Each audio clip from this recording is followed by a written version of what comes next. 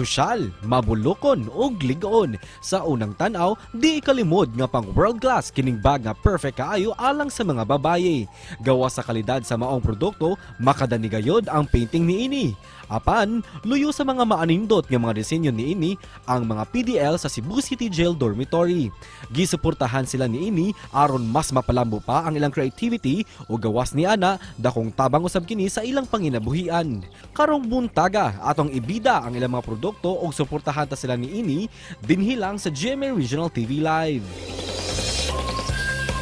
Mga kapuso, atong ibida kining pag-international nga bag nga ginama sa ato ang BJMP Cebu Male Dormitory. Busa, we have this morning ang Community Relations Service Officer JO3 Blanche Alinio. Maayong buntag ug maupay nga aga, Ma'am Blanche, ug welcome din sa GMA Regional TV Live. Miss, kindly greet all our kapuso karong buntaga. Yes, maayong buntag, Ma'am Cecil, and of course to our Kapuso viewers. Thank you for tuning in to our GMA Regional TV Live this morning. Ma'am, daghang salamat kaayo sa inyong pagsanong sa amo ang programa. Kumusta ang ato ang kabuntagon karon, Ma'am Blanche?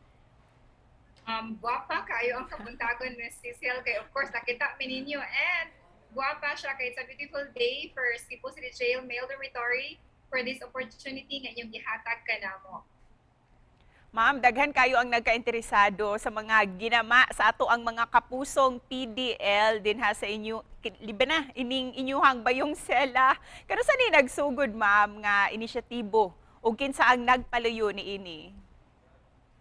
Okay, so this started, Ma'am Cecil, sa September 2019, before gyud ang pandemic, no? So nahimo kini siya nga initiative sa ato ang livelihood officer tungod alang sa pagtabang sa atong mga kapuso nga PDL nga makabuhat sila mga produkto nga makakuha sila og mga incentives nga pwede lang mapadala sa ilang pamilya. So gikan sa atong wardens nga previous until sa atong present warden karon si Jail Superintendent Placencia, kani nga produkto o kani nga livelihood program ginasuportaan gyud sa atong management.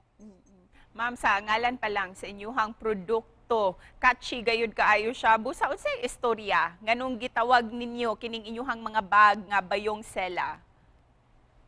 Yes, Miss Cecil.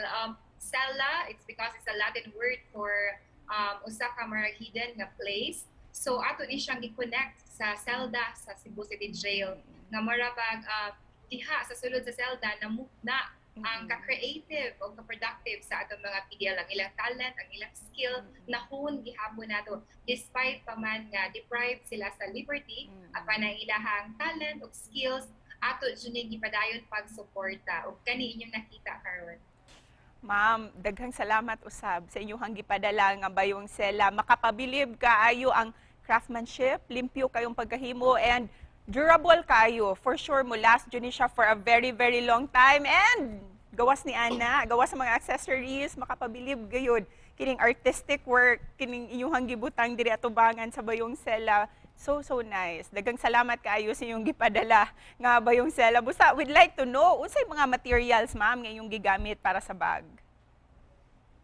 Yeah, so ang ato yung main good nga material ani Miss Cecil is actually the PP straps or the polyethylene nga plastic nga mo ni siya gigamit para pag baat or paghigot sa mga cargos or mga boxes, especially kaning sa mga international boxes and cargos. So kani siya mo ay gi-weave sa ato ang mga PDL, and then kung mahuman na ni siya, butangan na nato mga accessories sama sa leather nga handle, and of course kaning twillies, and kaning atong painting.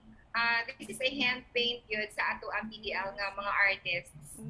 Busa, may paubos ba sila og mga training? Ilabi na ni ining pag-painting, ang weaving, ug uban pa? For now, because of the pandemic, wala agad tayo mga trainings nga face-to-face, Miss Cecil. Pero kani siya innate na siguro na nila, no? Or I don't know if kanilang pagka-artistic nakuha ba ni nila sa ilahang environment. But upon pangutana sa ilahang assessment, mga talented na gid sila. Ang uban kanila kay skilled na nga mo weave and then ilan na lang ning gitudlo silang kapwa nga PDL. Busa ma'am, aside sa kita ginyuhang makuha gikan niining mga bayong sela, unsay tinguha ninyo ani ma'am ngadto sa mga PDL? Ang amog yung tumong og tinguha Ms. Cecil is paghatag nila og developmental opportunities sa tunga sa ilahang pagkapreso nga ilaha pong mabati ang aduna pa sila paglaom nga mag-usab, aduna pa sila second chance. Busa ma'am, sa mga gustong mupalit sa inyuhang mga bayong sela, asa sila pwedeng mo contact ma'am? Yes, pwede gid mga kapuso no sa atong mga viewers. Pwede gid mo contact namo mo message sa atong Facebook page ang PJMP Cebu City Jail Mail Dorm, or pwede sa tamo tawag sa atong telepono 386458. Kay pwede mo message na mo or masulti nga you're interested to order, kay pwede nato na siyang ipa-customize. Busa isip pa na post, unsay mensahe nga gusto ninyong ipabot para sa ato ang mga kapuso karong buntaga? Yes, I would like to take this opportunity nga magpasalamat of course sa GMA for this time nga inyong interview and atong na showcase ang atong PDL products. So, in behalf sa atong jail warden, kami naghangyo no sa atong mga kapuso viewers nga kung gusto mong mupalit og mga regalo or anything nga inyong ihatag as token, no? Pwede sa corporate, pwede usab sa personal nga mga events, pwede gid nato nga buhaton nga token o gift ang ato mga bayong. And daghang salamat kayo Ma'am Blanche sa inyong panahon nga gigahin karong buntaga. Daghang salamat. Thank you, ma'am.